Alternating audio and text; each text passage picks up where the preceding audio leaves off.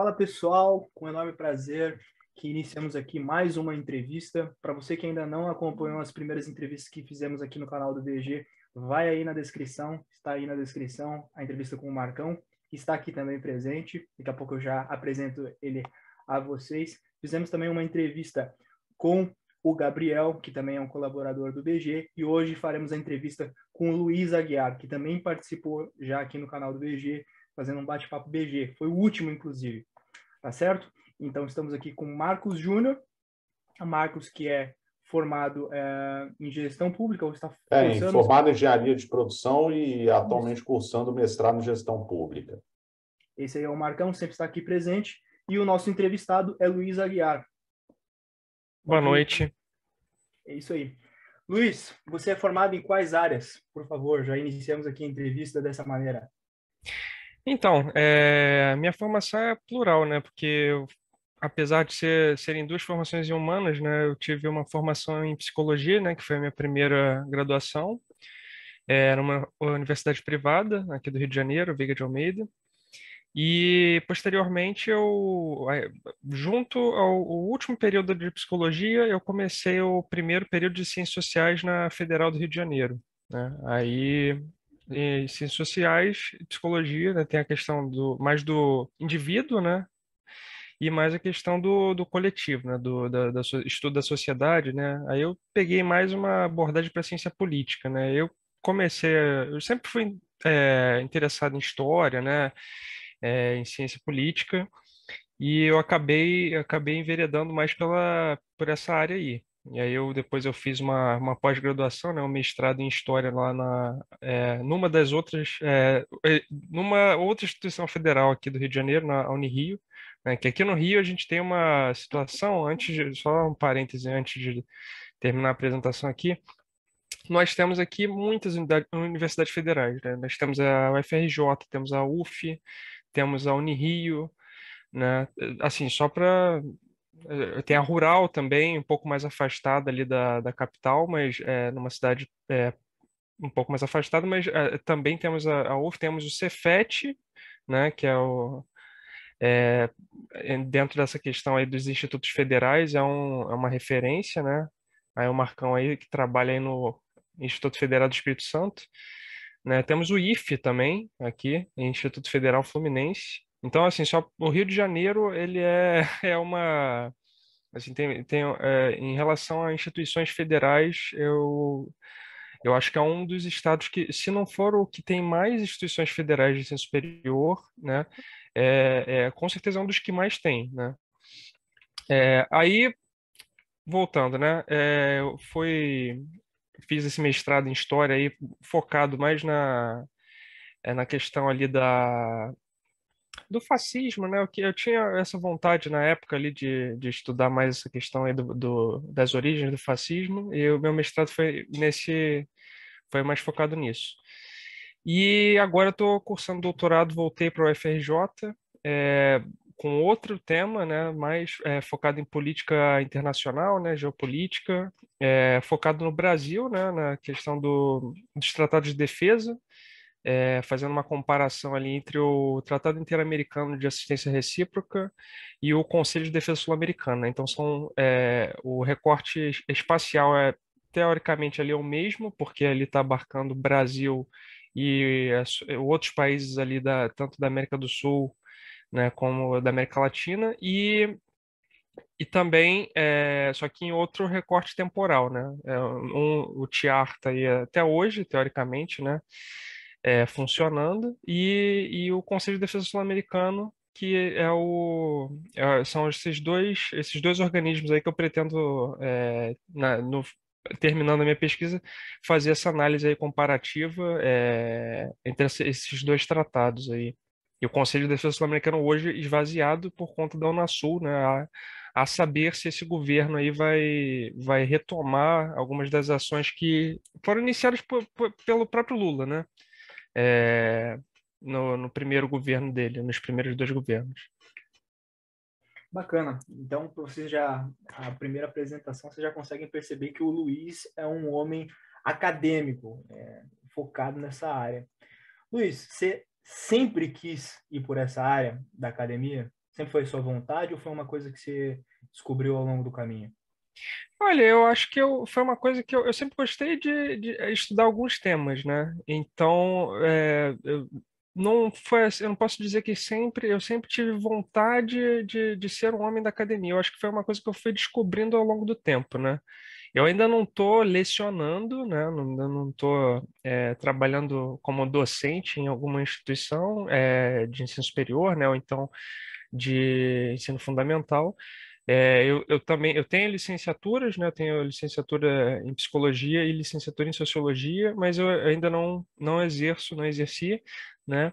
E eu trabalho, coincidentemente eu trabalho agora, né, na Secretaria de Educação aqui da Prefeitura, né, do Rio de Janeiro, mas na área administrativa, né? Eu trabalhei por 5 anos, um pouco mais de 5 anos na área de transporte, né?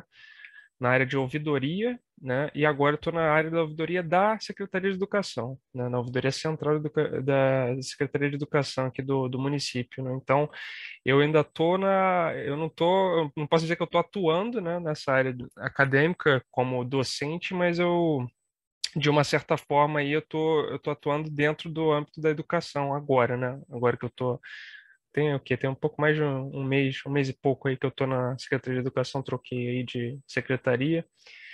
E é isso, né? Dentro ali do da secretaria, né, da Ouvidoria Central de Educação e tentando ajudar aí na formulação das políticas públicas para melhorar, né, a educação. Bacana, bacana. Então, você, ó, para quem tinha dúvida aí, da onde o Luiz é, tá? O Luiz é da cidade do Rio de Janeiro, trabalha na prefeitura do Rio. Já abro aqui também espaço para o Marcão, para caso ele queira fazer alguma pergunta, também Sim. para. Eu vou fazer aqui uma pergunta, né? Aproveitando a questão da formação ainda, né? É, Luiz, você, tipo assim, você falou que assim, você se formou, né? A sua formação ela atravessa diferentes áreas, né? Do conhecimento. Você pegou psicologia, depois falou de serviço social, Ciências né? sociais. Ciências sociais, né? Isso. Me desculpa aí, ato falho meu. Depois fez mestrado em que área mesmo, só para lembrar? História. História e depois Doutorado, eu tô cursando agora, né, em História Comparada, na doutorado em História. UFRJ. Então, assim, talvez, eu não sei se, assim, eu não sei se você vai, como é que seria essa resposta, mas, assim, onde estão as interfaces entre essas áreas, assim, em questão, assim, quando se você enxerga interfaces entre essas áreas e como você enxerga essas interfaces? Eu acredito que sim, né? Eu não saí do campo das humanidades, né?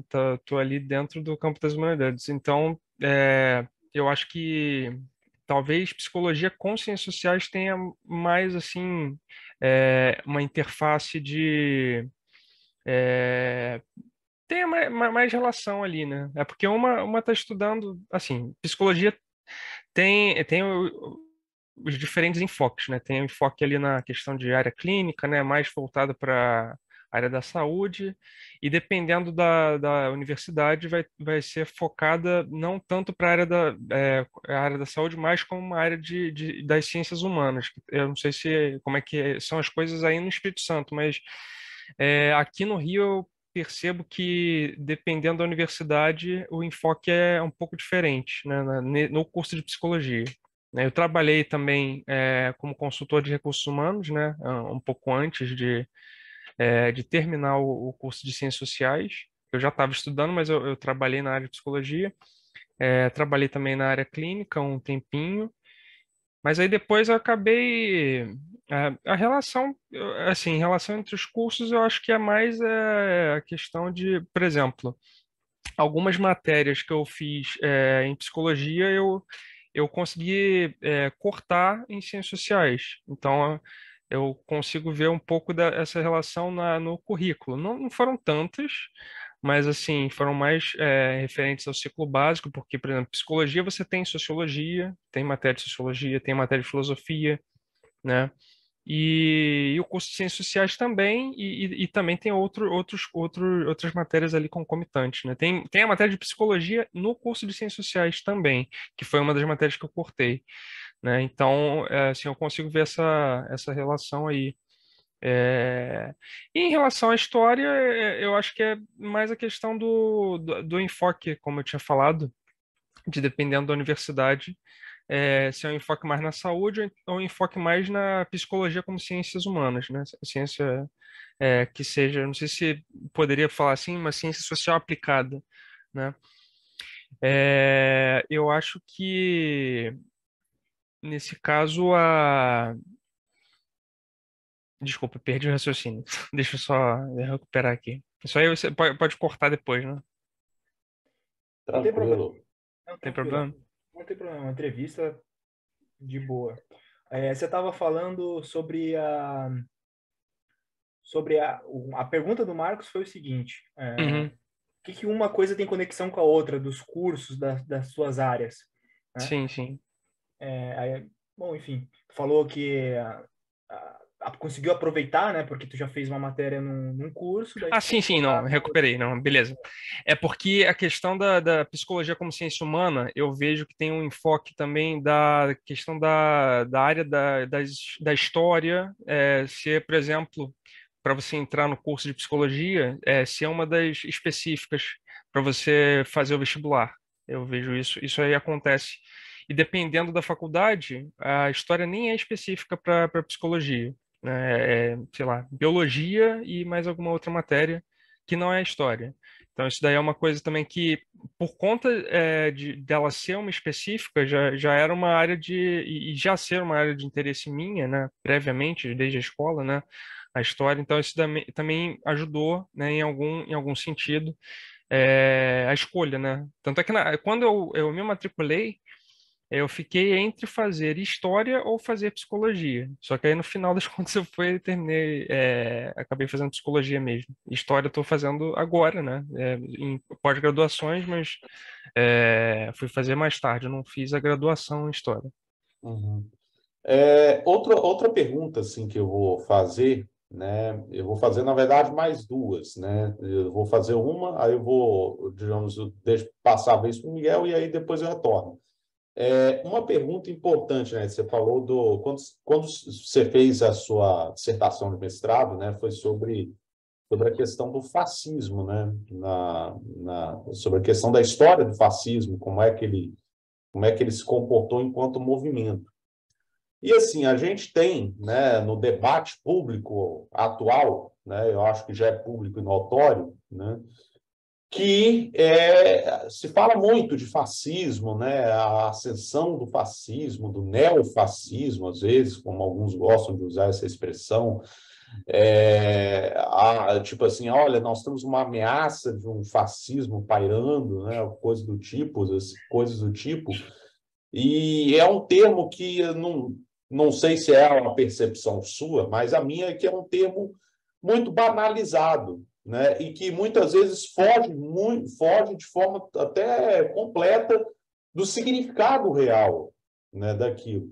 E assim, como alguém que fez uma pesquisa nesse tema, o que você enxerga dessa questão desse uso do termo fascismo no debate público atual? Então, e essa pergunta é muito importante, porque isso daí foi exatamente essa inquietação, foi o que me levou a fazer essa pesquisa, porque a minha pesquisa ela é focada no Mussolini desde antes, né? Não antes do movimento fascista. Então, é, como você falou, né? A palavra fascismo ela ficou banalizada no debate público. Já naquela época que eu fiz a minha dissertação, já estava assim. Lá. Quando eu comecei foi em 2017, então meu projeto eu enviei em 2016. Em 2016, o debate público brasileiro já estava permeado desse porrete ideológico aí chamado fascismo, né? Então, a minha principal motivação para fazer essa pesquisa foi justamente isso, né? Para tentar Poxa, mas as pessoas estão falando tão mal do fascismo, será que elas sabem o que que era o fascismo? O Mussolini, o que que ele era antes dele entrar no movimento fascista?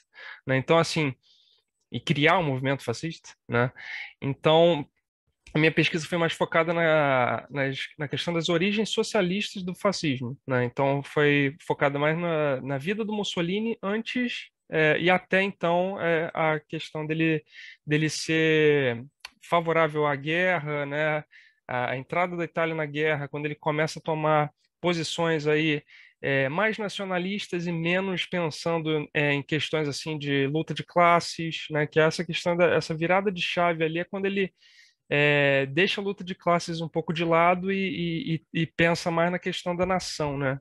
Então essa que é a principal chave para entender, né, a dissertação, né? Aí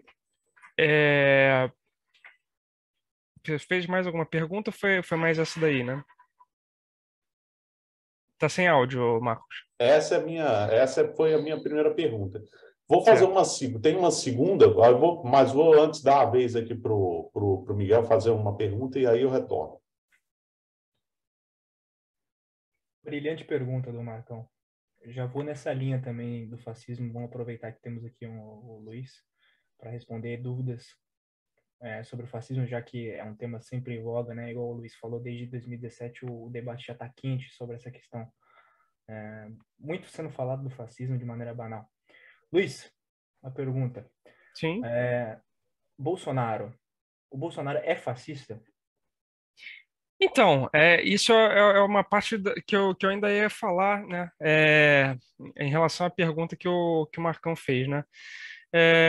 Usando um pouco o gancho do que ele falou para responder a sua pergunta, é o seguinte: o fascismo, um texto muito interessante sobre o fascismo, que eu não sei se vocês já leram, O que é o Fascismo, do George Orwell, que ele faz assim um apanhado de diversas vertentes, né? E como o que que elas veem como fascista, né? Então, assim, ele pega ali por exemplo, os stalinistas na época, né? O texto é lá dos anos 40. Os stalinistas diziam que os trotskistas eram fascistas, né? Aí, ao mesmo tempo, os comunistas, outros, diziam que os social-democratas eram fascistas. Então, assim, o fascismo perdeu completamente o sentido, né? Ele virou apenas como eu já tinha falado, um porrete ideológico. Então, chamar o oponente ali de fascista, como ficou assim completamente esvaziado de significado, né? Então, qualquer coisa virou fascismo, né? Então, ficou mais nesse sentido. Então, aí respondendo a sua pergunta, assim, eu não acredito que o Bolsonaro seja fascista, né? Agora, eu não sei se vocês vão concordar, assim, talvez alguns dos apoiadores tenham alguma aproximação aí na questão dos métodos, né? Que eu não digo que ele é fascista, mas eu vejo assim, tanto apoiadores do Lula quanto apoiadores do Bolsonaro, eu vejo eles com tendências que se não são fascistas, tem aproximação aí nos métodos, né? Esse negócio de fechar estrada, né, queimar as coisas, assim, isso daí assim, a gente já viu o pessoal da esquerda fazendo isso também, né? E agora a gente teve o que aconteceu aí em Brasília. Se foi infiltrado, se não foi, eu não sei. Eu sei que o negócio foi feio lá, entendeu? E a princípio foram realmente apoiadores, né, do presidente que fizeram isso daí. Então, é, eu acho que chamar de fascista também já eu acho uma redução muito. Eu acho que não ajuda. Eu acho que não ajuda para a compreender o fenômeno. Eu acho que só ajuda só a rotular, né? E rotular por rotular, você acaba que pouco compreende, né? Acho que isso não ajudou. Chamar o Bolsonaro de fascista não ajudou a esquerda na eleição passada, né? Agora, esse ano, na campanha, eles focaram em outras coisas, não ficaram falando só o Bolsonaro é fascista. Eles usaram outras estratégias para poder angariar o voto da população, né? Então, assim, o que acabou se convertendo em vitória, né? Vitória eleitoral. Se eles ficassem só naquele discursinho, Bolsonaro é fascista, não sei, isso daí não pega a população. A população não tá Nem lendo. comunismo, pelo visto. É, exatamente, exatamente. São dois espantalhos, né? Um usado pela direita, outro usado pela esquerda. Enfim, a teoria da ferradura explica muito bem isso aí. Marcão, vai lá que é tua. Agora outra pergunta, né? E essa aqui é mais num aspecto mais pragmático da sua área de atuação profissional, né? O senhor atua na Secretaria de Educação, né, do município do Rio de Janeiro. Isso. A gente sabe muito bem que o Rio de Janeiro, né, é uma cidade, tipo assim, cuja população é maior que a de estados inteiros, né? Nós estamos falando de uma cidade aí, só para a gente ter aqui um número aqui para estatística, a última estatística do IBGE, né, a última estimativa do IBGE para 2021, se não me falha a memória, é uma cidade com quase 6 milhões e 800 mil habitantes, né? Então, ou seja, para você ter uma ideia, o Espírito Santo tem 4 milhões de habitantes, ou seja, é uma cidade que, numa área muito pequena, né, ela tem mais habitantes que o estado onde eu moro, inteiro, né? Então, ou seja, é um universo próprio, por assim dizer, só a cidade do Rio de Janeiro, né? Sim. Então, assim, isso, obviamente, por ser uma grande cidade, uma metrópole, né, isso gera grandes desafios, né, e, obviamente, a área de educação não seria uma exceção a isso daí, né? Não seria. Nem Assim, transportes. Nem transporte nem eu educação. vou, assim, primeiramente, quais são os maiores desafios da administração pública no nível do município do Rio de Janeiro e, no caso e aí, mais especificamente, para o caso da educação. Então, você entendeu? São duas perguntas em uma. Uma é para a administração pública no município do Rio de Janeiro, no aspecto geral, e outra especificamente para a área de educação. Quais Os são os maiores principais desafios? desafios? Perfeito. Olha, eu acho que no caso da cidade do Rio de Janeiro, especificamente, nós temos ali um problema que assim já se arrasta por muito tempo, que, como é que eu vou dizer?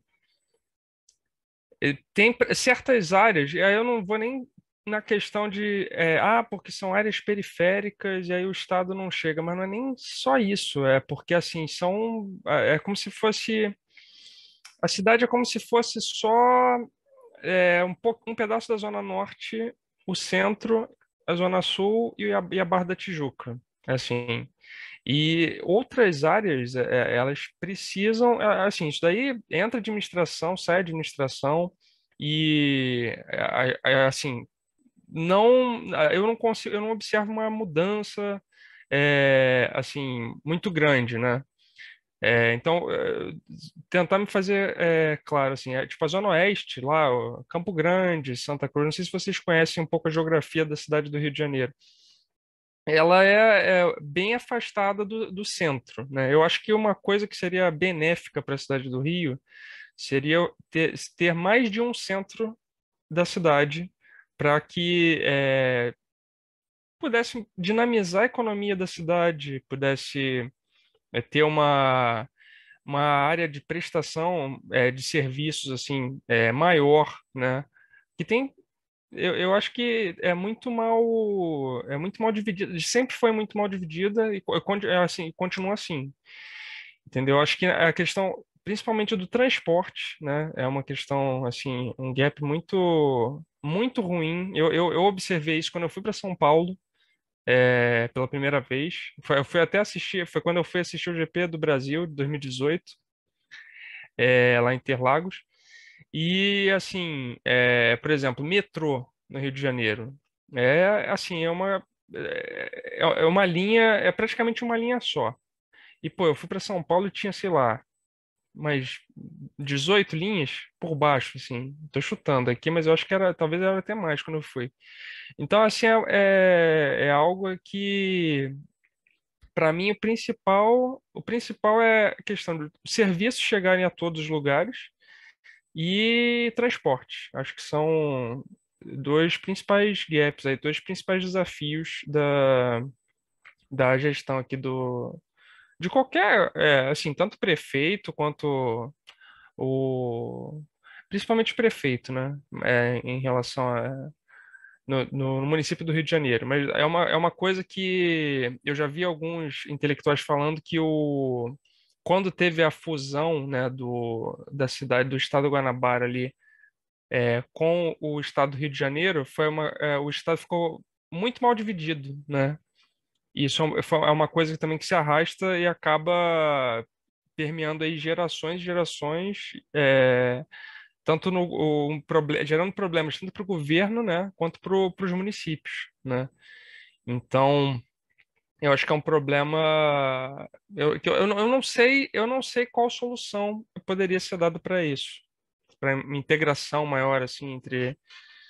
É um problema muito muito complexo. Tem até um professor, é, que ele defende que o Rio de Janeiro seja uma. Eu não sei se você já viu isso, Marcos. Eu não sei se você já ouviu falar do Christian Lynch.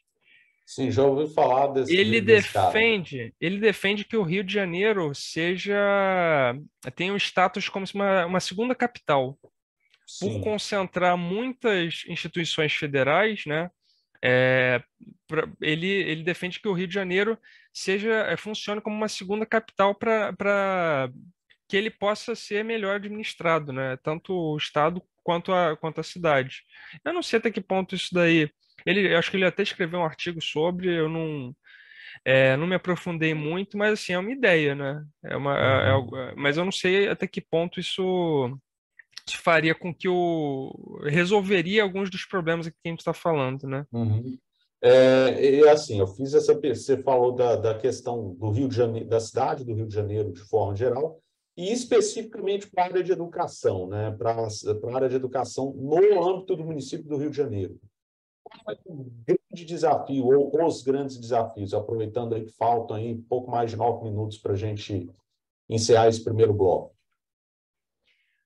Olha, eu acho que um dos grandes desafios ainda é uma questão que está relacionada com a educação, mas que não necessariamente seria resolvida pela educação. Eu acho que um dos grandes problemas, assim, que acontece, né, quando tem operação policial, você interrompe as aulas, né, aí você tem crianças ali que ficam sem acesso, né? Porque hoje é muito comum a gente falar, porque aí as crianças não se alfabetizaram direito por causa da pandemia, porque ficou sem acesso, porque ficou sem aula. Mas, assim, essa questão de ficar sem acesso à aula por conta de operações policiais, porque tem muitas escolas que são em áreas de risco, né? E periferias. Então, isso é uma das questões, né? Que aí tem, que é uma coisa que foge até do âmbito do municipal, por assim dizer, porque o município não cuida necessariamente da segurança, não tem uma força policial, tem até a guarda municipal, mas não é o escopo, o escopo dela. Mas eu acho que isso daí é um desafio também. É um desafio assim que é complexo, e eu não sei, eu acho que alguma solução conjunta deveria ser proposta aí pelos gestores, né? Eu não sei até que ponto, porque a gente vive várias guerras aqui, né? Sim. É algo que tem certa até notoriedade na imprensa, né? E, assim, outro ponto, assim, na questão do ensino em si, né? Você falou de aspectos, digamos assim, da questão do desafio, por exemplo, da questão de como você vai, digamos assim, questão dessas interrupções, né, dessas atividades nas escolas por conta da questão da segurança pública. né? Mas na questão do ensino em si, assim, qual é o grande desafio? Olha, eu acho que um dos grandes desafios é que a gente tenha profissionais, né? Que tenha cada vez mais profissionais e recursos direcionados para essa área, né? Para a área da educação, né? Porque isso daí, aí falando não só da questão da municipal, né? Em todos os aspectos, tá? Escola estadual, não sei como é que é a divisão aí, eu acredito que a divisão seja parecida aí, né? No Espírito Santo, que é o estado fica com as escolas Ensino nível médio. ensino médio e os municípios ficam com a escola fundamental, né, com a educação Uhum, básica, né? uhum. Eu acho que isso daí é uma coisa que precisa de recursos, direcionamento de recursos mas não só de recursos, né? Tem que ser recursos financeiros, né, dotação orçamentária. Por isso que cortes na área da educação são sempre têm os seus efeitos aí adversos, né? É, e, e recursos humanos, né? Sobretudo, né? Nós precisamos formar professores e colocar esses professores nas salas de aula, né? Que uma coisa que acontece muito é o professor tá lá e a primeira oportunidade que ele tem de ir para uma outra área, ele vai, né? Ele não quer ficar na sala de aula. É assim, é uma situação complicada, cada um sabe de si, mas uma das queixas, né, frequentes que vocês, eu acredito que seja assim, eu não digo nem que seja só um problema do Rio, eu acho que isso aí é um problema que acontece nos outros estados também.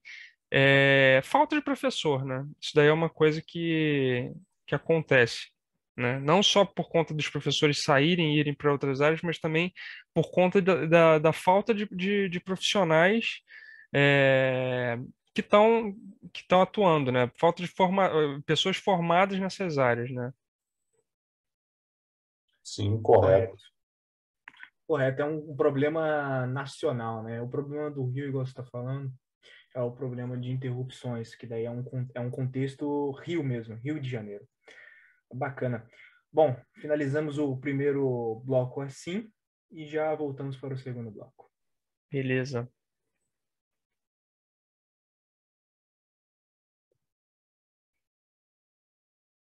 Voltando aqui ao terceiro bloco, estamos entrevistando o Luiz Segundo. Aguiar. Segundo bloco, eu já estou adiantando o terceiro bloco. Isso aí. Luiz, tá mais soltinho? Tá mais tranquilo agora para a entrevista? Vamos lá. Vamos lá, vamos lá. Luiz, você falou aí um pouco da sua trajetória acadêmica, falou sobre o fascismo, que foi uma área de estudo sua, falamos sobre desafios do Rio de Janeiro, falamos sobre dificuldades do Rio, prefeitura, mas eu quero saber como você chegou aí onde você está hoje. Ah, sim, então. Eu estava ali terminando, né, o curso de Ciências Sociais, e aí surgiu a oportunidade ali mais ou menos ali naquele período ali que o Marcos também aproveitou, né, dos últimos concursos que foram lançados ali antes daquela turbulência política que a gente teve ali final de 2015 e 16, né, início de 16. Aí eu fiz, tinham dois concursos, né? Teve um concurso para a Controladoria Geral do Município e teve um concurso para a Secretaria de Transportes. E aí eu acabei prestando os dois, eu já estava quase terminando Ciências Sociais, né? Me formando. E na Controladoria, eu tentei também para um cargo de ensino médio, acabei não passando, mas nesse concurso da Secretaria de Transportes eu passei, era um cargo também técnico administrativo, né? Assim como o cargo aí que o Marcos tem lá na Federal no Instituto Federal, né, do Espírito Santo. Só que o cargo que eu passei, boa parte do pessoal que passou nesse concurso não foi para a Secretaria de Transportes, né? É que o cadastro de reserva, a Secretaria de Educação foi lá e puxou boa parte dos agentes administrativos lá que passaram. eu acabei indo para educação agora, mas em outra circunstância, né? Que eu fui trabalhar numa área que era uma área que eu já trabalhava no transporte, né? Que é a ouvidoria. Aí, foi isso, né? Acabou que eu saí da faculdade, aí eu fiquei mais uns 4, 5 meses só esperando para começar a trabalhar, né? Então, quase que eu posso dizer que eu saí de ciências sociais quase praticamente empregado, né? Uma coisa que não acontece muito nesse curso. Bacana. Vamos agora um pouquinho para a direção um pouquinho oposta, um pouquinho diferente do que a gente tem falado aqui. Vamos falar um pouquinho de ideologia ou falta dela. O que você se enquadra ou não se enquadra? Então, nesses anos todos aí, eu posso dizer que, assim como o Marcos, né, eu meio que fiz uma passagem aí por diferentes correntes políticas, né, ideologias, e hoje em dia eu acho que eu me considero mais de centro, né, mas eu já tive ali minhas proximidades ali com o liberalismo, né, não tanto estado mínimo, né, mas e nem cheguei ao libertarianismo, né? Também não cheguei nessa doença infantil do liberalismo brasileiro, né? Mas assim tive ali uma proximidade ali essa neodireita ali com o conservadorismo também, mas com o tempo, né? A gente vai percebendo que tem algumas coisas que ficam meio deslocadas, né? Na realidade, quando você tenta eu acho que qualquer tentativa de transplantação assim de uma ideologia de locais diferentes do nosso, né, é uma coisa que acaba ficando deslocada até no sentido mesmo até no próprio sentido, né? Porque certas agendas assim, uma coisa que eu vi outro dia, um vídeo do comandante lá do Robson Farinazzo, né? Ele comentando, poxa, eu não aguento mais ver esses vídeos do cara com a bandeira de Taiwan, o cara com a bandeira de Israel, entendeu? Aqui é Brasil, entendeu? Aí eu achei engraçado ele falando isso, né? Porque realmente tem umas agendas assim que a direita trouxe, né, nos últimos anos, que não tinham nada a ver com o Brasil, né? Não tinham nada a ver com os problemas brasileiros, né? Por assim dizer, né? O que que o Brasil, assim, por que Taiwan, cara? O que Taiwan vai alterar para o Brasil, sabe? Não faz sentido, entendeu? Taiwan é importante para os Estados Unidos, né? Por causa da questão lá dos semicondutores, né? Isso daí é importante para os Estados Unidos. Agora, para o Brasil, não sei, talvez seria interessante para o Brasil é, uma promoção de uma indústria de semicondutores nativa, por exemplo, né? Isso seria importante para o Brasil. Agora, não ficar ali defendendo um país lá que não tem nada a ver aqui. Assim, tudo bem você simpatizar com causas, mas eu acho que tem que pensar o que que você está defendendo, né? Por que que você está defendendo aquilo, né? Acho que foi Mas uma coisa que eu comecei a me perguntar, né? Mas pode falar. o Brasil é muito grande para aderir a uma agenda que não seja sua, né? Concordo plenamente no que você acabou de falar. Luiz, é o seguinte, você falou que você não se enquadra muito numa ideologia, já esteve no campo mais à direita, mais liberal, mas hoje se considera mais um centrista. Ser um centrista pode significar muitas coisas, né? E cada pergunta vai ter a sua resposta adequada. Então, eu vou tecer algumas perguntas aqui para você, para que as pessoas possam compreender mais seu pensamento de maneira mais específica. Luiz, o que você acha sobre economia? Não, mas eu pergunto assim, tão aberto assim, cara. Sim, Não, mais generalista mesmo. Você não precisa tecer aqui uma resposta muito complexa, porque afinal você não é economista, mas eu Uhum, vou perguntar sobre economia e vou perguntar sim. sobre costumes. Só essas duas perguntas para a gente finalizar um pouco mais sobre o que você pensa. Ah, É, perfeito.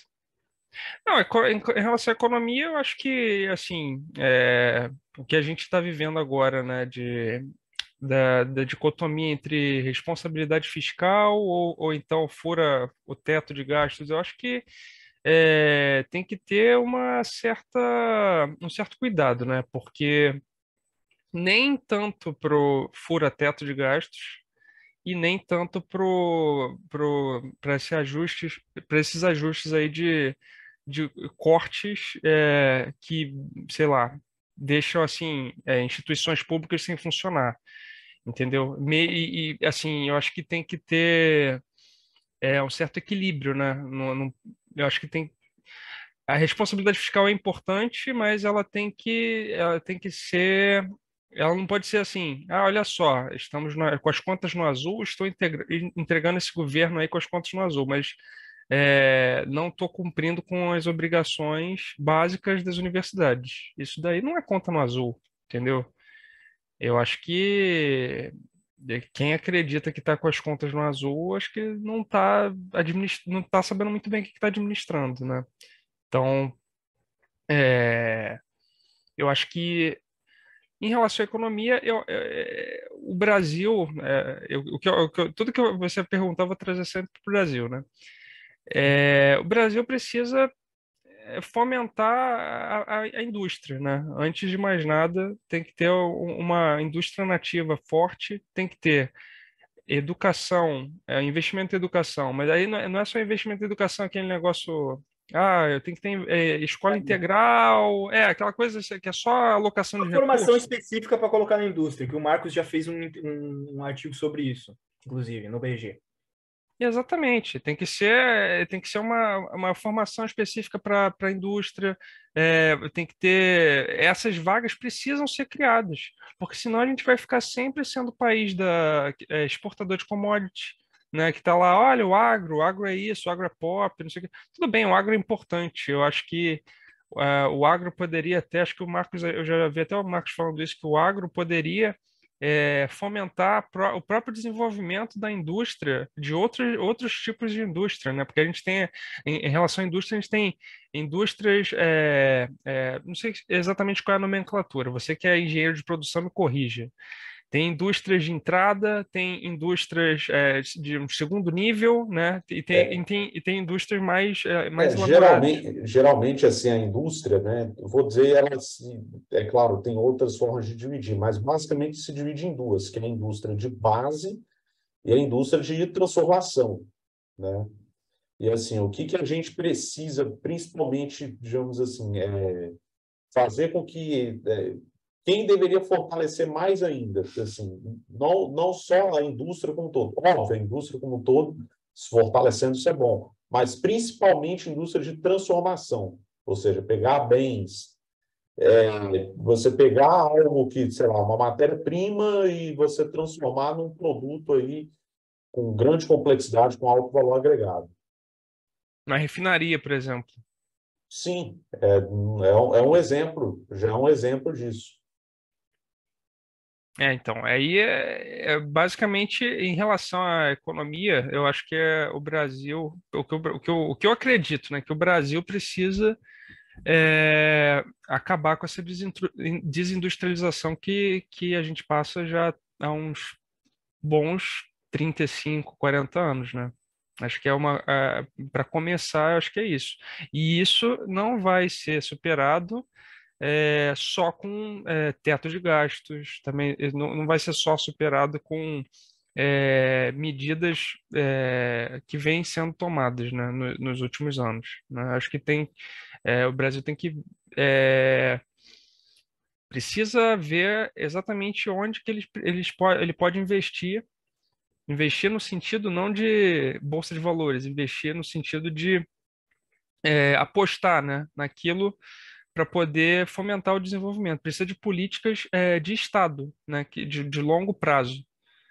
Precisa de mais políticas de Estado e menos políticas do governo de ocasião. Eu acho que isso daí serve tanto para a prefeitura, quanto para um governo do Estado, quanto para o governo federal. Eu acho que enquanto o Brasil ficar nessa nessa política de o nome do programa agora é esse. Aí agora o outro político voltou, aí vai voltar a ter aquele nome, aquele programa social. Entendeu? Acho que não pode ficar só nisso. Acho que tem que ter políticas de Estado e ponto, entendeu? Políticas que sejam, tem que ter consensos. Acho que o Brasil precisa de formar consensos, precisa de uma política industrial forte, precisa fomentar a indústria nativa, produção nativa de tecnologia, né, que é uma coisa que realmente o Brasil está muito defasado em relação, principalmente ali aos países ali do norte, né, e também da Ásia, né.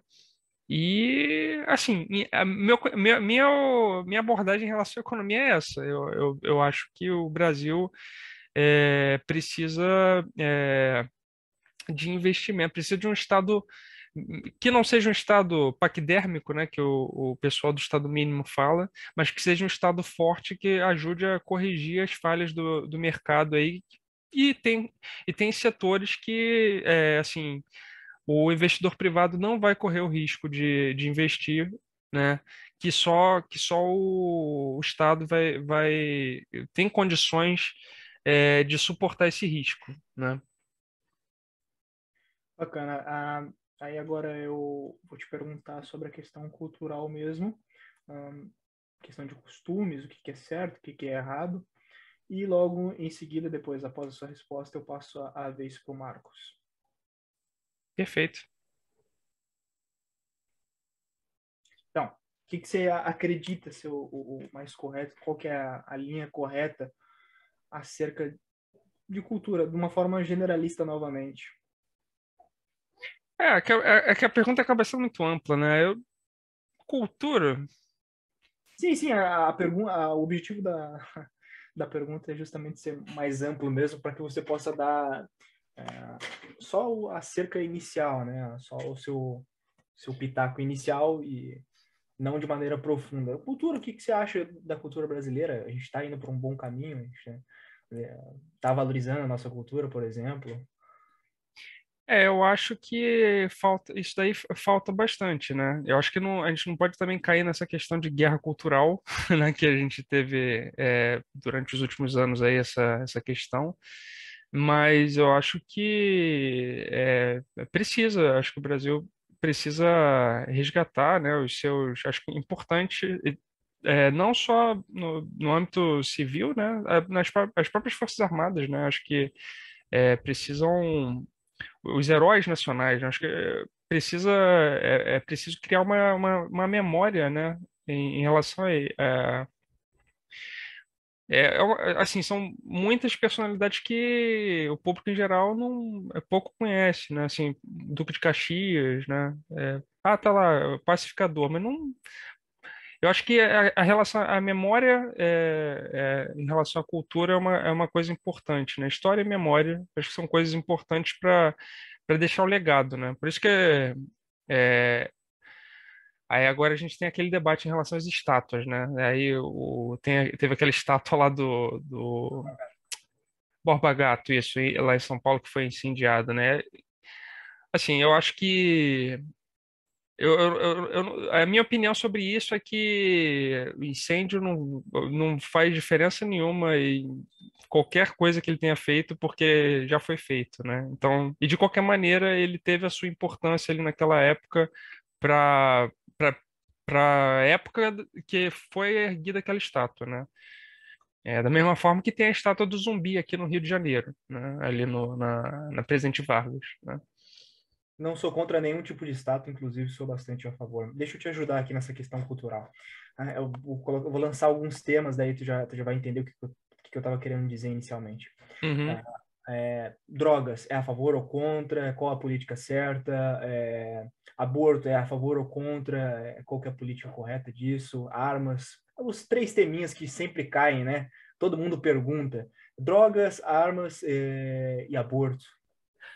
Então, drogas, eu sou contra, mas assim, eu não sei qual tipo de política funciona em relação.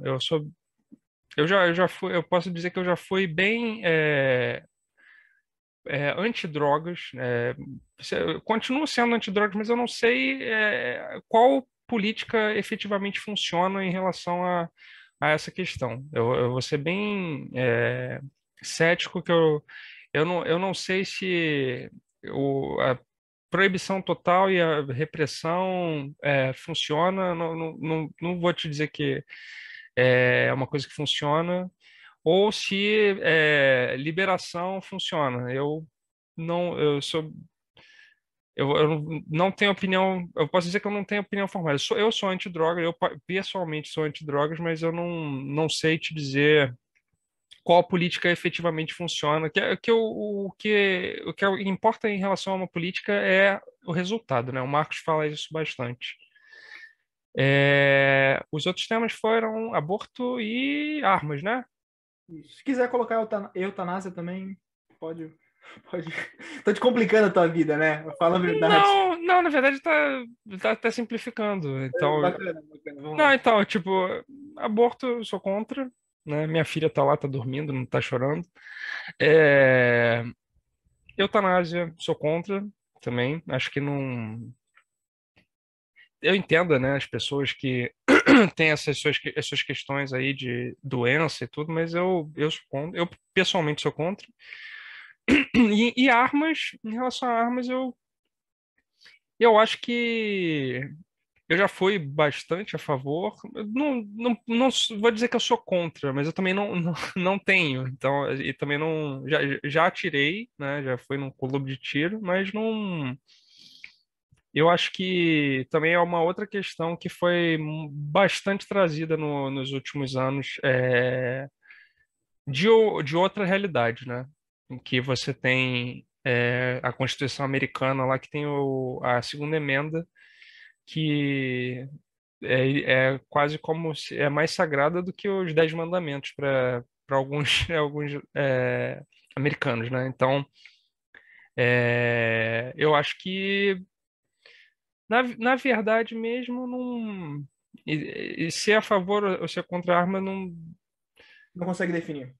não faz muita diferença, porque o cara que for, por exemplo, digamos assim, se eu for defender uma lei que libere as armas, e agora a gente já tem um futuro ministro da Justiça que pretende restringir todas as portarias aí, todas as resoluções do governo do Bolsonaro sobre isso.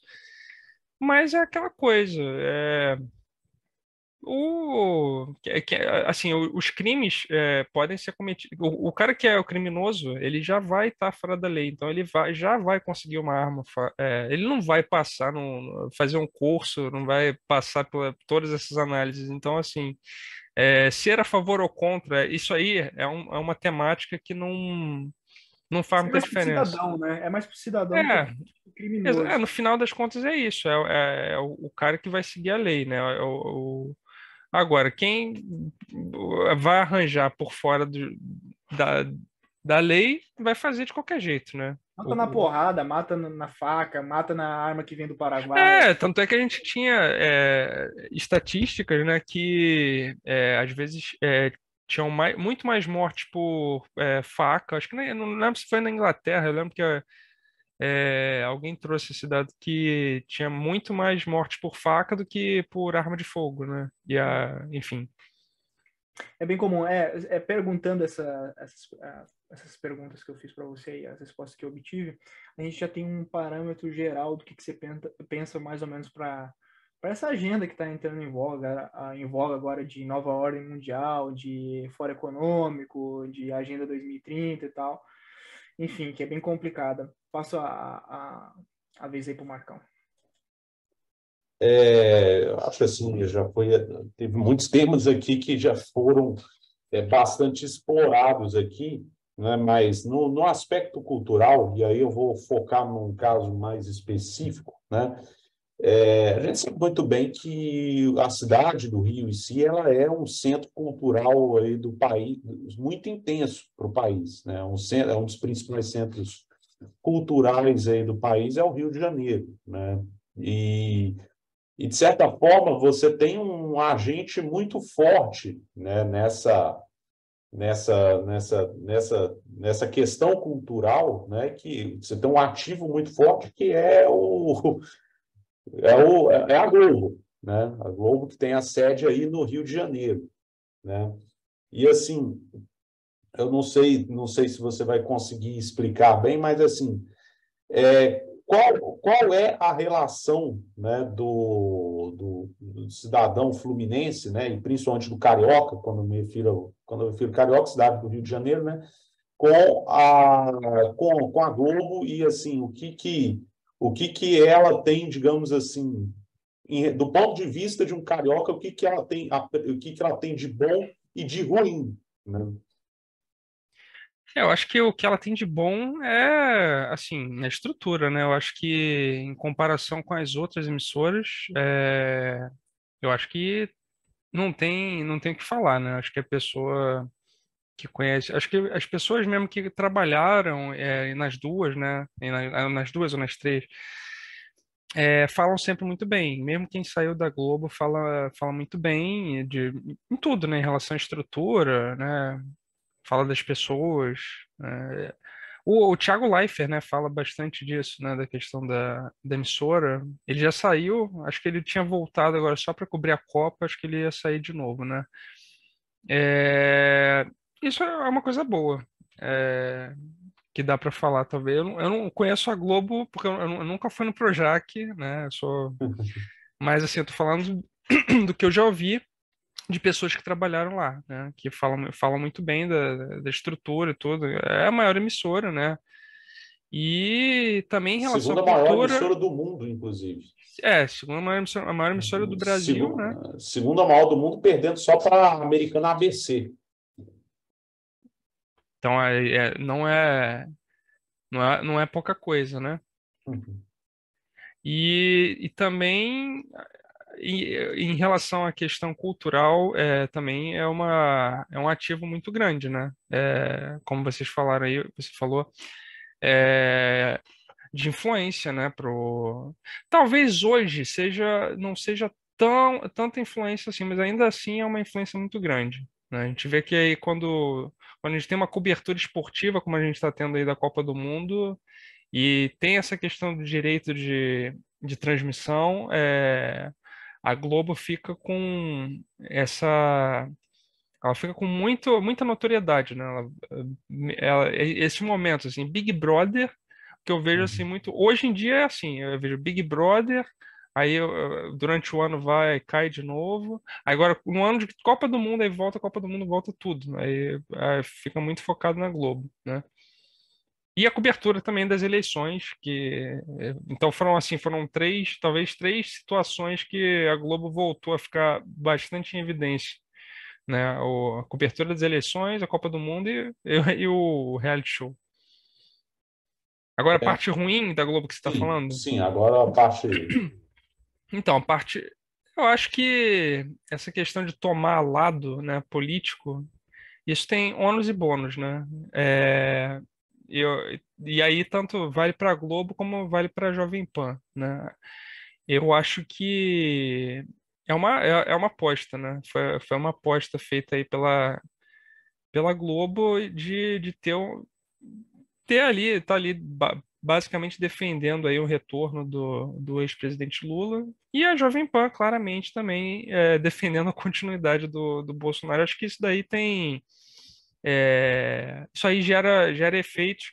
Não é uma novidade se a gente for parar para pensar, até no contexto do histórico mesmo em relação a divergências políticas aí. É, o Carlos Lacerda, né, com o Getúlio Vargas lá atrás também tinha essa questão, né, o ataque, né, da imprensa. Ele também fazia parte ali da imprensa e atacava, né, o Getúlio e também o papel que a Globo teve no na época ali do regime militar, né, que o Roberto Marinho apoiou a retirada, né, do João Goulart. E aí depois, outros diretores fizeram uma notinha lá falando mal da questão do regime militar, mas ele não foi o Roberto Marinho. Eu não sei se você lembra disso. Teve uma Sim. entrevista lá do presidente do Bolsonaro com a Miriam Leitão. Aí ela leu uma Uhum. notinha lá, só que foi a posteriori, né? Essa notinha aí já não tinha, não Foi o tinha. meia-culpa, foi o É, meia-culpa e não foi uma muda, meia. e não muda o que É, aconteceu. A exatamente. verdade é essa. Ali só se fosse uma psicografia do Roberto Marinho ali pedindo desculpas, né? Mas não foi. O Roberto Marinho mesmo até o final, acho que ele não se arrependeu do que ele fez de ter apoiado, né, o regime militar, né? Tanto é que foi uma época que a própria Globo foi já a TV Globo, se eu não me engano, ela começa em 68. Me corrijam se eu estiver errado. 65, ela é em 65? 65. Então, ela já é posterior, as organizações já é bem anterior, são bem Aham. anteriores, mas a TV já começa já durante o regime militar, né? Uhum. Então, e foi ali que ela teve o seu crescimento, né? Telenovelas, né? Cobertura esportiva, enfim. E seguiu assim e segue até hoje, né? Com uma linha que não é exatamente a mesma daquela época, Uhum. mas ainda dominando aí grande parte do mercado televisivo, né? Sim. Apesar também da TV hoje não ser a mesma coisa que era 10, 15, 20 anos atrás, né? Não tem a mesma, não é o mesmo, não tem o mesmo impacto Não é que o mesmo tinha, poder de influência, não é o mesmo né? poder de influência. Porque, tipo assim, não vou nem assim, há 10 anos, né? Na verdade, há 10 anos foi quando começou, vamos dizer, 10 não, 12 anos aí, foi com o advento das redes sociais. Tipo, o universo de redes sociais que a gente conhece hoje começou em 2009, no final dos anos 2000, início dos anos 2010, né? E, de fato, antes disso, o que a TV, o que se falava na TV era, em princípio, a verdade. Né? Era a verdade até que se demonstrasse o contrário. Né? E, assim, uma pergunta que é um desdobramento dessa daí, aproveitando os minutos finais que a gente tem, é o Sim, seguinte, né? Porque, pelo menos na minha concepção, né? A Globo, né, ela trabalha com um certo binômio em relação à opinião pública. Você tem a Globo do jornalismo, né, que ela vamos dizer assim, ela é uma visão liberal social, né? Tipo, ela tem essa visão, tipo, defende alguma questão social, mas o foco dela é a questão da parte liberal econômica, né? Tipo assim, em muitos aspectos não há uma diferença tão grande entre o que eles defendem, por exemplo, entre o que eles defendem e o que um Paulo Guedes defenderia, né? Mas quando a gente entra, por exemplo, na parte do entretenimento, né, da Globo, aí já descamba, né, para aquela pauta bem esquerda wokeísta, né, que a gente é um fenômeno aí que a gente conhece bem. Você entende dessa forma essa clivagem em relação ao posicionamento da Globo, ou você enxerga de uma outra forma? não, acho que vai mais ou menos por aí mesmo. Acho que tem várias Globos dentro da Globo, né? Dentro da TV Globo. Acho que você tem ainda aquela questão ali do jornalismo, num certo aspecto, né? Numa certa posição, e a parte cultural, que não é, assim, a parte cultural, acho que se a gente for para pensar é uma coisa que não é de agora, não é de depois de rede social, é uma coisa que já vem há muito tempo, né? Porque, por exemplo, a novela você tem a influência cultural, né? Então você teve vários escritores que tinham o seu posicionamento e que também não político também e que não era nada a ver com esse posicionamento dos jornalistas, né? Da parte do jornalismo. E tinham as suas ideias e pegava e botava na novela, entendeu? E foi isso aí há muito tempo, né? Desde os anos 60, talvez, 70. Então, essa questão da área cultural, né, da TV Globo, eu acredito que já há muito tempo ela tem como eu vou dizer, essa visão, né? Uhum. Ela vai se alterando ao longo do tempo porque também as visões vão incorporando outras coisas, né? Essa Sim. questão de questões identitárias, né? Questões em relação a essas agendas, né? Uhum. De agenda da mulher, né? Enfim, dos grupos, né? Dos excluídos, né? Enfim, isso daí é uma coisa que foi aos poucos se incorporando e hoje se antes era uma coisa que estava marginalizado, então estava aparecendo pouco, hoje virou mainstream dentro da área cultural e eu acredito que também hoje já tenha uma boa influência na área jornalística. Se a gente parar para acompanhar a Globo News, eu acho que já tem uma pegada bem diferente da Globo News, que, sei lá, de uns. Não vou dizer nem 10, acho que talvez de uns 5, 6 anos para trás, que tinha Sim. ainda. Você via ainda, por exemplo, o Manhattan Connection na Globo News, que tinha aquele pessoal lá, tinha o Diogo Mainardi ainda, né, que depois montou lá o antagonista, né? Então, era uma Globo News de 5, 6 anos atrás, era bem diferente da Globo News que a gente vê hoje em dia. Por exemplo, não sei se vocês acompanham a Globo News. Sim, eu acompanho alguns programas assim, tipo, que estão, às vezes, disponibilizam, alguém manda um link de algum corte e realmente eu noto isso, né? Eu noto essa mudança de perfil, né, que aconteceu. E uma última pergunta, né, que é também um desdobramento, né? Assim, muitas pessoas, né, muitos grupos políticos têm uma certa relação de antagonismo com a Globo. Já foi, por exemplo, o grupo do Brizola, né? Depois passou para o PT e agora o grupo do Bolsonaro, né?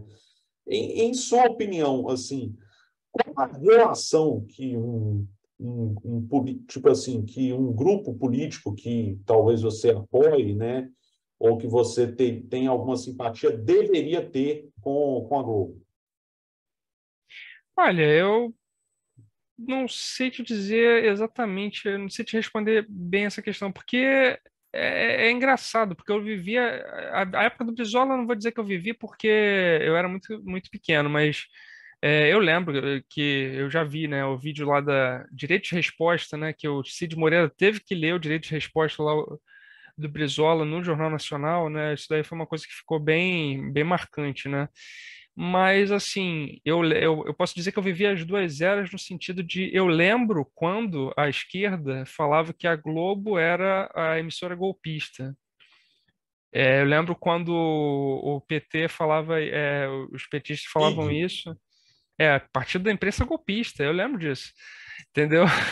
E hoje em dia, e principalmente depois, no advento da pandemia, né, com essa questão de ter um governo que era da oposição, né, um governo aí tido como de direita do Bolsonaro, é, as coisas parecem que se inverteram, né, Uhum. porque o, eu comecei a ver pessoas ali que estavam num partido como o PSOL, ou então o PCdoB, assim, só faltava queimar a sede da Rede Globo, ou então de outras emissoras, e começaram a falar, defender, assim, agora essa questão da pandemia ficou bem claro isso, né, porque o consórcio de veículos de imprensa, né, ficou essa questão, assim, de o governo estava atacando a imprensa, então isso é uma coisa antidemocrática também, mas ao mesmo tempo eles queriam regulamentar a mídia, então ficava uma coisa, assim, meio é engraçado, né? Enfim, eu acho que as coisas meio que se inverteram, né, nesse meio tempo aí de 10 anos para cá e Dois não tem mais o minutos. Pig. Não, Uhum. beleza. É. Aí é engraçado, né? Porque a gente viveu as duas épocas e hoje em dia você vê o,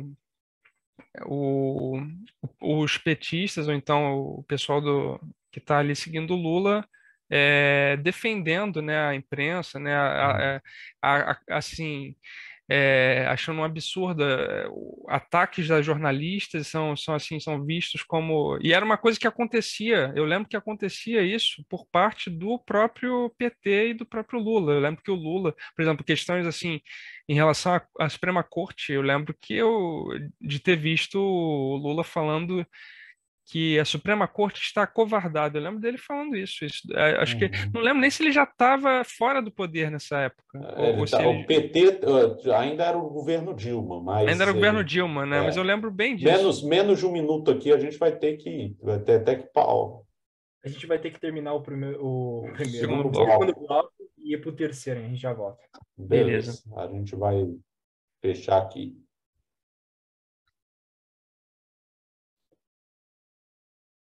Voltamos aqui para o terceiro bloco. Dessa vez acertei o número do bloco.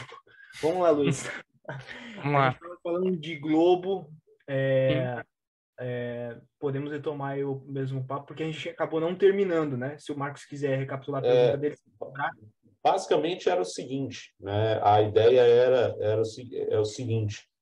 Eu fiz a pergunta qual era o relacionamento que o político ou o grupo político que assim que o Luiz tem, no caso você, Luiz, tem alguma simpatia, deveria ter com a Globo. O que você entende que deveria ser o relacionamento ideal do poder, né, do poder público em geral, né, da política em si, do político em si, com a Globo, né? E você comentou, né, alguns pontos assim que a forma como os diferentes grupos políticos se comportaram, né? Eu citei o grupo político eu citei os brizolistas, né? Com aquela postura de oposição à Globo, depois os petistas e por Paramos fim, do PT. Paramos do PT. Eu lembrei exatamente onde o Luiz parou. Ele parou na seguinte é, questão. Fala que inverte, que os petistas, lá no começo, criticavam. Aí ele estava exatamente falando do Supremo Tribunal Federal e tal. sim, sim. E na questão no tocante à pandemia, tipo, a mudança dessa postura, né? E assim, a gente parou nesse ponto. Assim, queria até que você terminasse o desenvolvimento do que a gente conversou no bloco anterior. Então, recapitulando, né, o que a gente estava falando, que como a gente já tem um pouquinho de estrada aí, um pouquinho de idade, a gente lembra, né, qual era o comportamento de determinados grupos políticos em relação à Globo, né, tem essa questão aí da Partido da Imprensa Golpista, enfim. E ao longo do tempo isso daí foi se modificando. Eu acho que brigar com a imprensa da maneira que tem sido feito nos últimos 4 anos, acho que isso é uma coisa muito ruim. É, tanto, acaba sendo ruim para o mandatário e acaba sendo ruim por consequência para o próprio país, né? Porque aí você vai ver uma rede, como a gente estava falando ali, a segunda maior rede de TV, só perde para a ABC dos Estados Unidos. Como que essa rede vai noticiar as coisas que acontecem aqui no Brasil se você tem um mandatário que está entrando em choque com ela todo dia, né? Então, assim, essa questão da imprensa, o político tem o quê? Ali assessorando ele? Ele tem uma assessoria de comunicação, né? Quem não está na assessoria de comunicação, quem não vai trabalhar como assessor de comunicação, pode trabalhar na imprensa, né? A pessoa que faz comunicação social sabe disso, né? Vai ou para assessorar alguém, ou então, muitas vezes, vai trabalhar na imprensa. E a imprensa acaba sendo uma assessoria de comunicação reversa para o mandatário, né? Que ela vai, tudo que ele falar, ela vai desdizer, vai falar que ele está mentindo, vai falar que foi. Isso aí eu posso fazer um paralelo até com futebol, né? Que antes em off, aí a gente estava falando aí do um possível Brasil e Argentina, funciona como Flamengo e Vasco. Olha, eu, mais do que ninguém, sei quanto é ruim o time brigar com a Globo, né? Que eu sou vascaíno.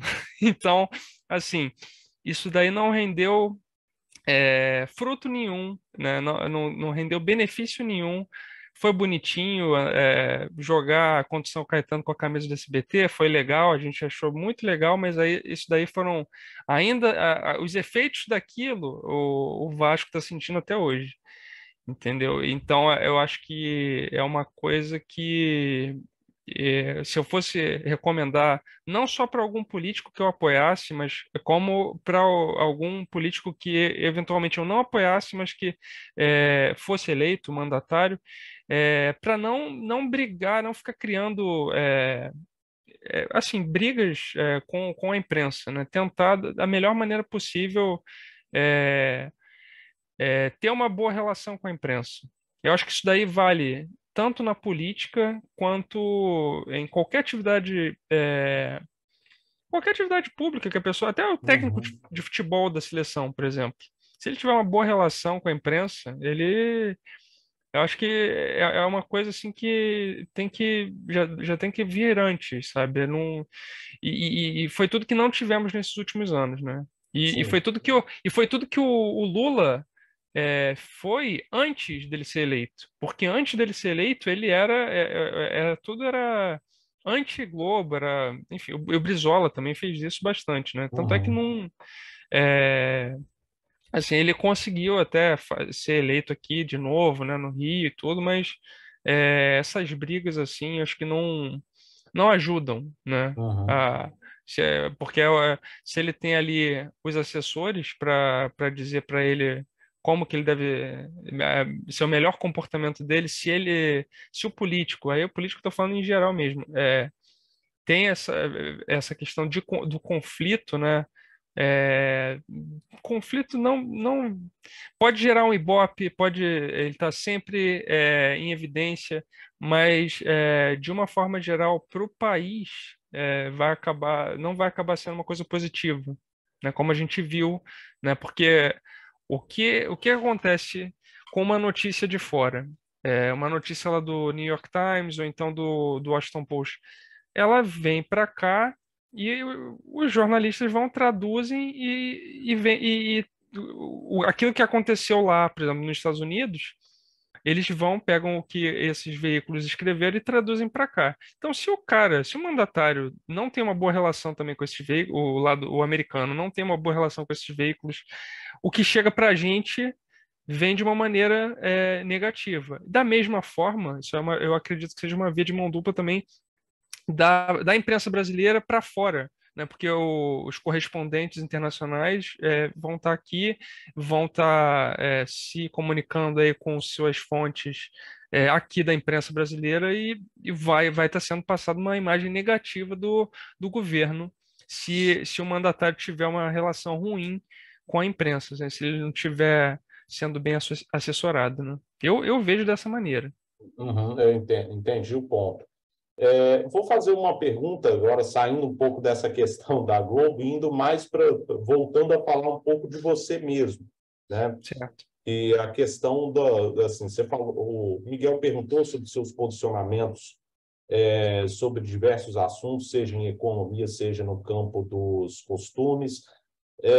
E assim, como né? Como é que você lidou com esses posicionamentos seus, né, quando você esteve no ambiente universitário, seja durante seu período de graduação e posteriormente no seu mestrado e agora doutorado, né? E a gente sabe muito bem que esse ambiente acadêmico, né, nos últimos anos, principalmente com o advento da guerra cultural, né, ele se tornou, digamos assim, em alguns aspectos, uma verdadeira praça de guerra, né? Tipo assim, às vezes até muito,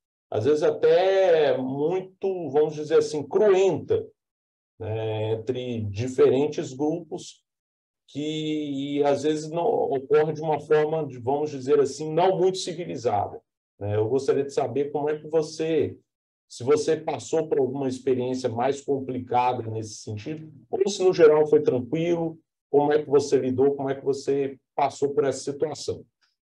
Olha, no geral foi tranquilo. Não tive assim, não posso dizer que eu tive Claro que, assim, eu tive ali pessoas que pararam de falar comigo por algum determinado posicionamento político que eu tive lá, sei lá, em 2018, em 2016, enfim.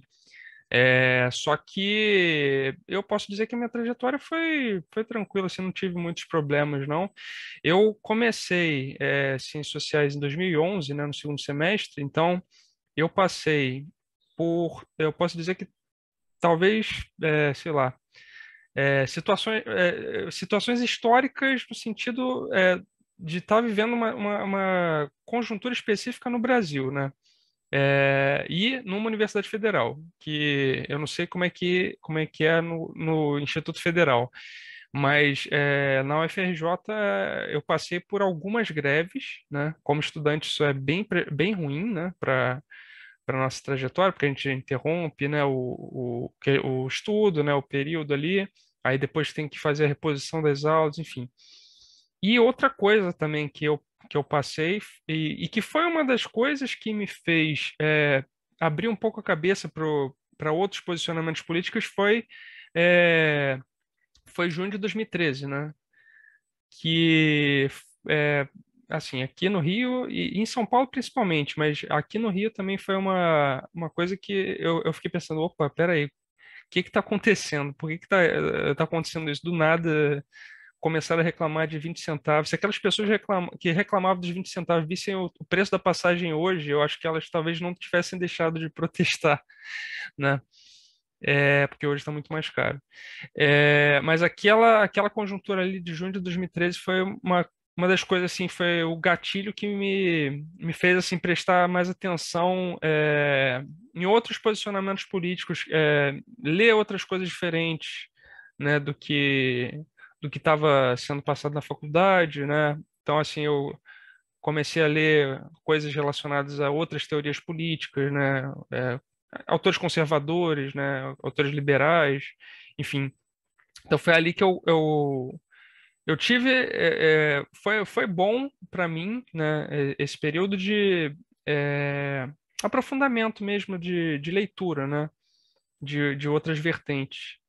E mesmo que eu não me identifique hoje tanto quanto como um liberal ou como um conservador naquele sentido, né, eu acho que foi muito importante para minha formação em geral, que hoje eu posso dizer que eu conheço diferentes visões políticas, né? Visões e ilusões políticas, né? Para usar o termo lá daquele, como é que é o nome? David. Eu esqueci como é que fala o sobrenome dele. O Marcos estava até vendendo livro outro dia. Hum, Visões e ilusões políticas. do David David. Coises. Isso, David isso aí. Coises. Exatamente. Esse sobrenome eu acho que é meio grego, né? Não tenho certeza. Uhum, ele é descendente de grego. Então é isso aí mesmo. Aí eu acho que isso foi importante, né? Essa questão que assim, eu me deparei e as pessoas continuavam apoiando aquilo. Aí quando eu vi queimando ônibus, eu acho que é mais ou menos o que está acontecendo agora, só que ao contrário, né?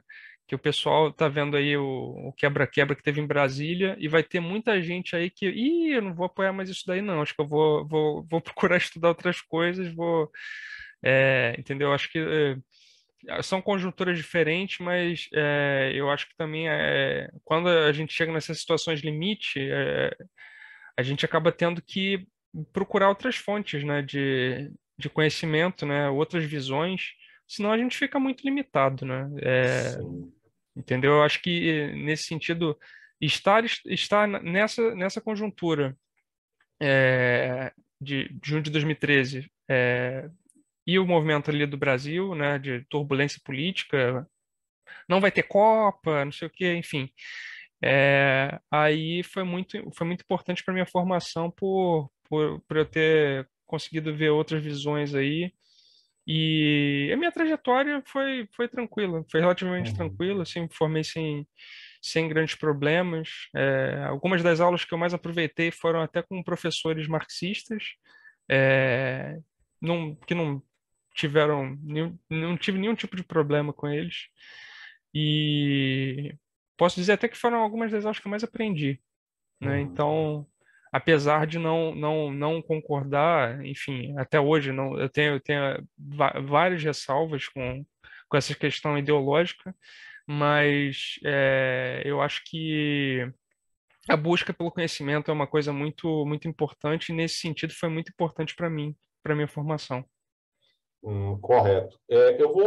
Outra pergunta que eu vou fazer é questão sobre geopolítica, né? Certo. Eu acho assim, porque inclusive é um tema um tema relacionado à sua tese de doutorado, né? Sim. Então, assim, de certa forma tem uma certa relação, e esse é um tema que ganhou muita evidência, né, nos últimos anos aí, tanto com relação à pandemia, né, com relação à pandemia, né, a questão como que os países lidaram com isso, né, como principalmente agora com essa guerra aí entre a Rússia e a Ucrânia, com todos os desdobramentos que ela tem hoje, né, questão tanto no aspecto da questão da energia, na questão das próprias relações, né, entre Rússia e Ocidente, né?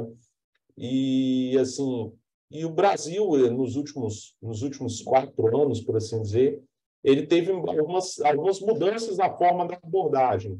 Começou com uma abordagem, terminou com uma outra abordagem, assim, meio que tendo que fazer uma certa, vamos dizer assim, em alguns aspectos teve até que dar um certo cavalo de pau, né, na condução da política externa. Assim, o que você, tipo assim, quais foram, assim, o que você entendeu, como foi conduzida a política externa do atual governo, né, nos últimos anos, né? E, principalmente, quais são os grandes desafios geopolíticos que o Brasil vai lidar nesses próximos 4 anos? Bom, eu acho que no início, né, do governo, né, o primeiro, né, chanceler do governo Bolsonaro foi o Ernesto Araújo, né? Então, assim, a gente vê que o slogan, às vezes, ele significa justamente o oposto daquilo que ele se propõe a passar, né? Porque o que estava sendo passado era uma política, vamos fazer uma política externa sem ideologia, só que estava sendo justamente o contrário, né? Porque ele estava com uma ideologia específica e tentando pautar a política externa brasileira para defender certos interesses, e nem sempre os interesses tinham a ver com os interesses brasileiros, né? Então, às vezes, eram visões específicas de mundo, é, sei lá, norte-americanas ou europeias sobre China, Rússia, enfim, ou própria Venezuela, que não necessariamente significa que eram os interesses reais do Brasil, entendeu? Então, eu acho que foi muito ruim nesse aspecto, né? O nosso primeiro chanceler aí do governo Bolsonaro. E depois que ele saiu, né? Que ele saiu do governo, se eu não me engano, foi o França, né? Que assumiu, né? Carlos França. Carlos França, né? Que, se eu não me engano, era embaixador da França mesmo, né? Não vou saber te responder dessa. Mas eu acho que era.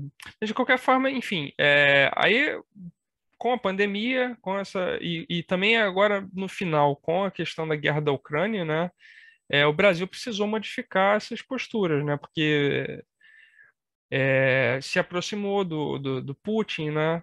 Que tinha essa questão aí do BRICS, que o governo Bolsonaro teve uma postura um pouco reticente em relação ao BRICS, teve mais aproximação ali com o governo norte-americano, na época que o Donald Trump era o presidente. E assim, uma das coisas que também tem a ver com a minha pesquisa é que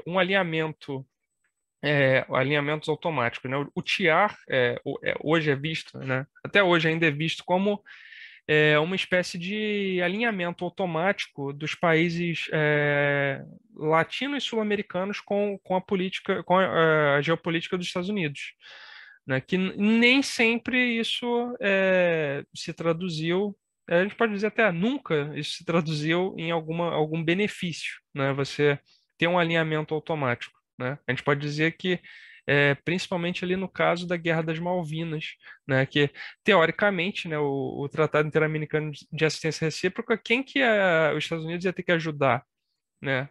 A Inglaterra ou a Argentina? A Argentina, né? Até porque o Tiara é mais antigo que a OTAN, né?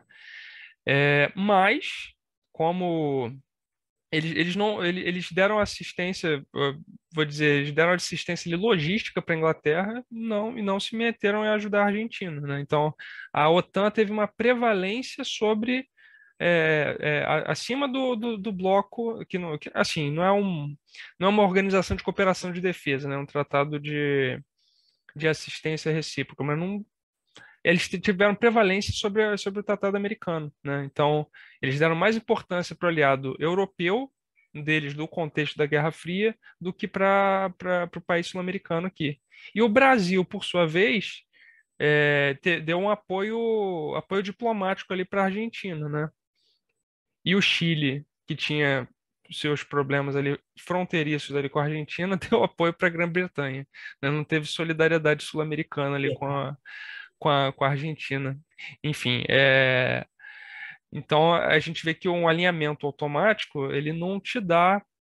Se ele é automático, você não está barganhando por nada. Então, se você não está barganhando por nada, quem vai ganhar é o cara que está te oferecendo esse alinhamento aí. Entendeu? Você se alinha com a gente aqui, que aí a gente vai chegar nesse denominador comum aqui. Só que aí esse que é o problema. A política externa do Brasil no início do governo foi assim, foi um alinhamento automático com um governo que é um governo, né, que passou, né, que também teve seus problemas ali institucionais com aquela invasão lá do Capitólio, da questionamento das urnas. Então, aqui o que a gente está tendo no Brasil está sendo praticamente que uma mimetização do que aconteceu nos Estados Unidos, né?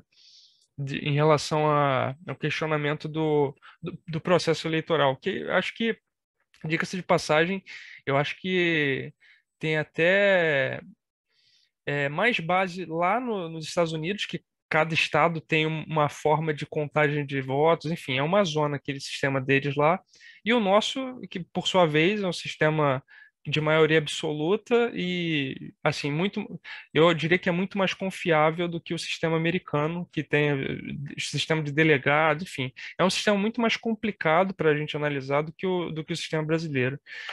E como o governo brasileiro se apoiou à política externa muito nessa questão de proximidade com os Estados Unidos, não com os Estados Unidos, proximidade com um governo dos Estados Unidos, com um partido, né, com o Partido Republicano. Uma vez que esse partido não mais está ocupando o Salão Oval, né, da Casa Branca, e esse alinhamento automático aí se perde, né? E aí você vê outra pessoa lá no governo, né, o Biden, né, o Biden e a Kamala Harris.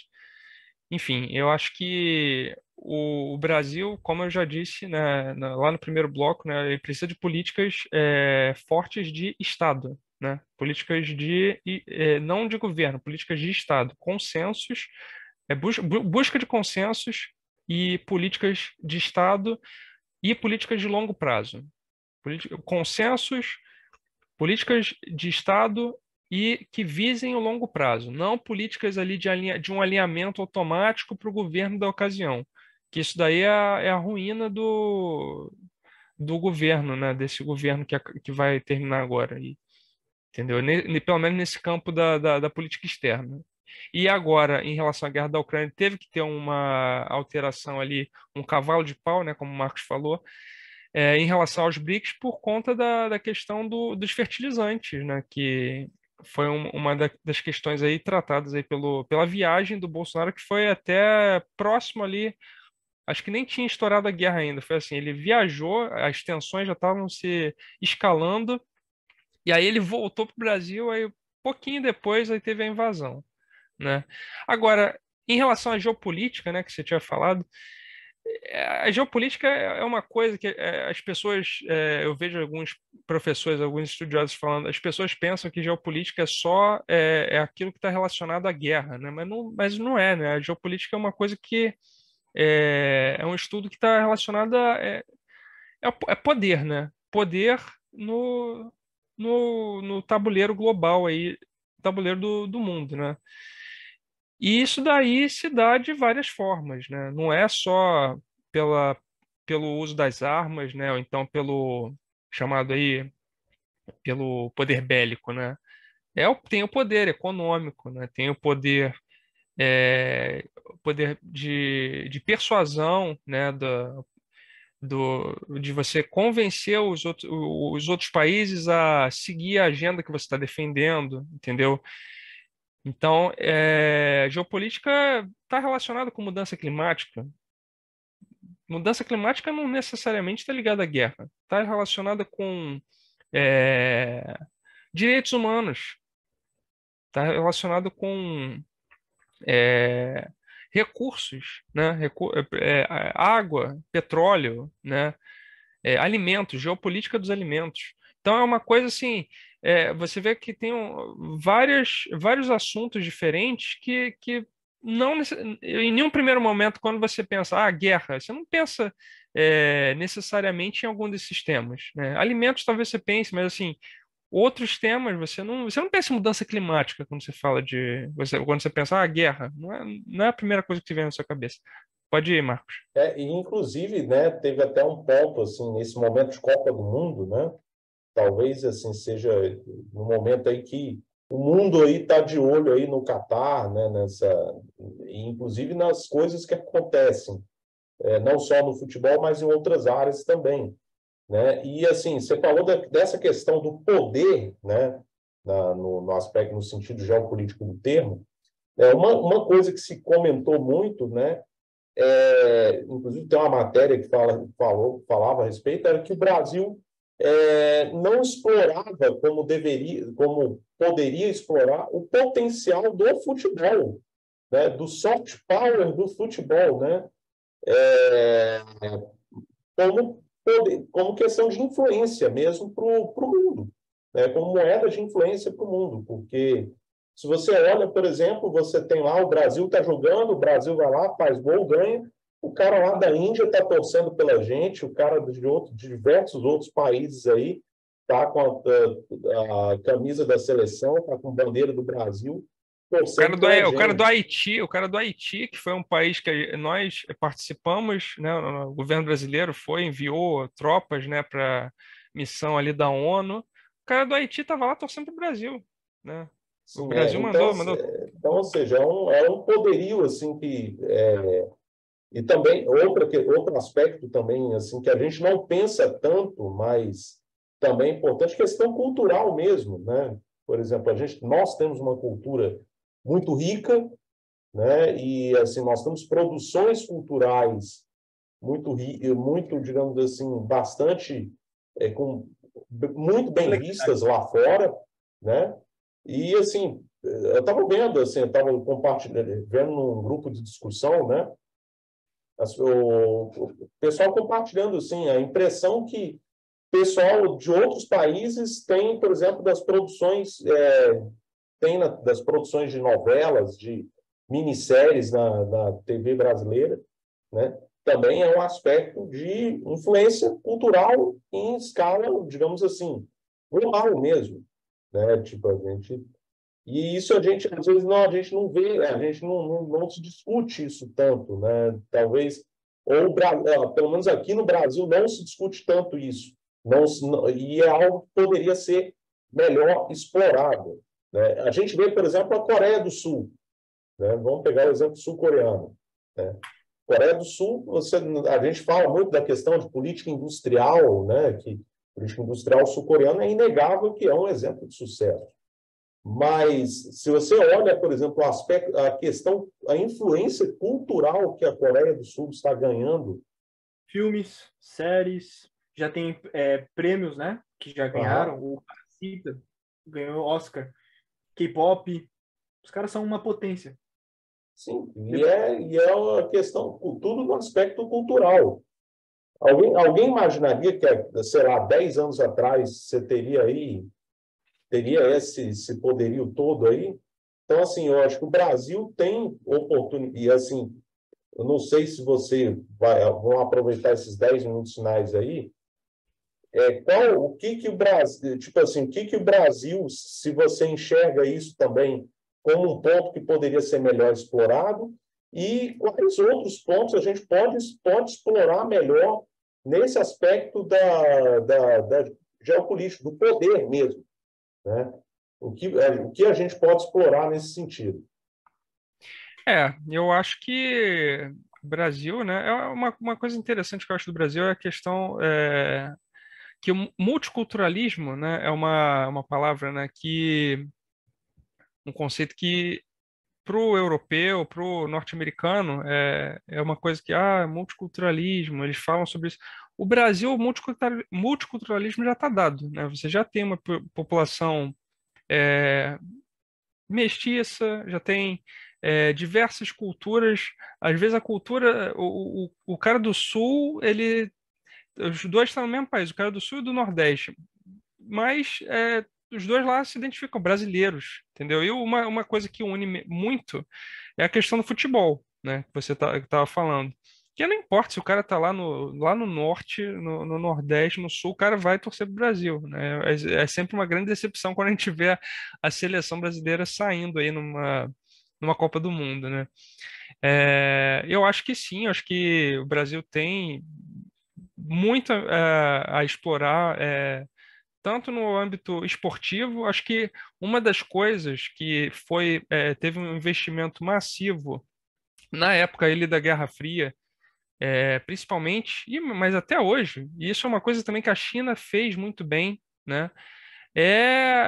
Investimento no esporte, em geral, né? Investimento no esporte em geral e principalmente Jogos Olímpicos, né? Que é uma coisa assim que é uma vitrine para o teu país, né? Para você mostrar ali, ó, meu país é o campeão dessa modalidade aqui, é referência nessa modalidade. Você vê os países africanos na maratona, né?